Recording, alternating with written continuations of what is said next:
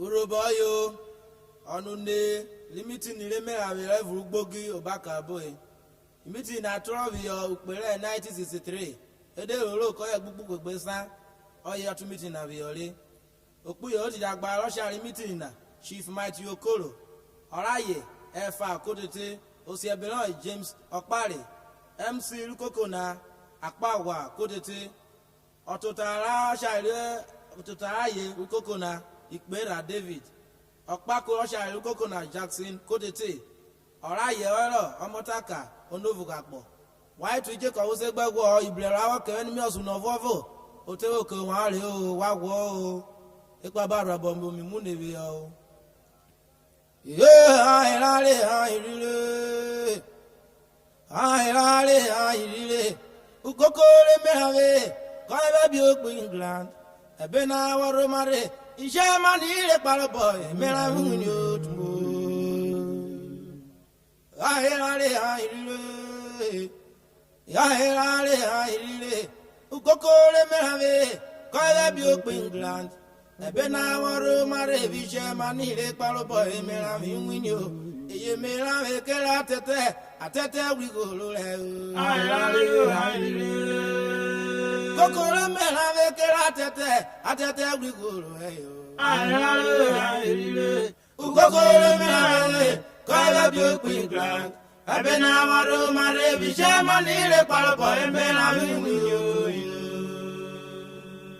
I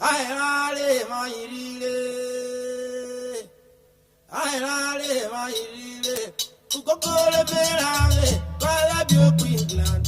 Ebena waro mare, Ishamani le paloboy, Emeravwe yo. Aye Emeravwe kela tete, atete wigolo le.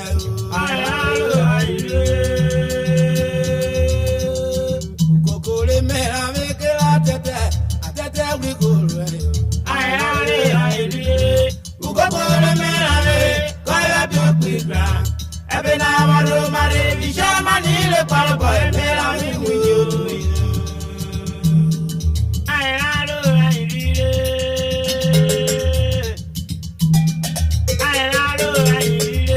Ukoko Emeravwe, Kala bio England.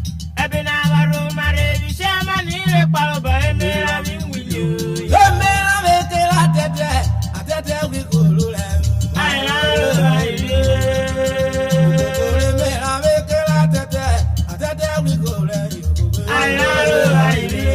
Ukoko Emeravwe, Kala bio England. Ebena waro mare vishamani le paloboy Emeravwe yo.